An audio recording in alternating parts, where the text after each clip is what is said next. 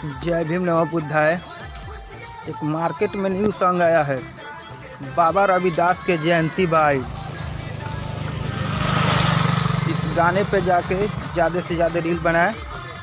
हम अनामिका निगम, हम पवन परवाना बाबा रविदास जी के जयंती पे आप लोगन के बहुत बहुत बधाई देता है।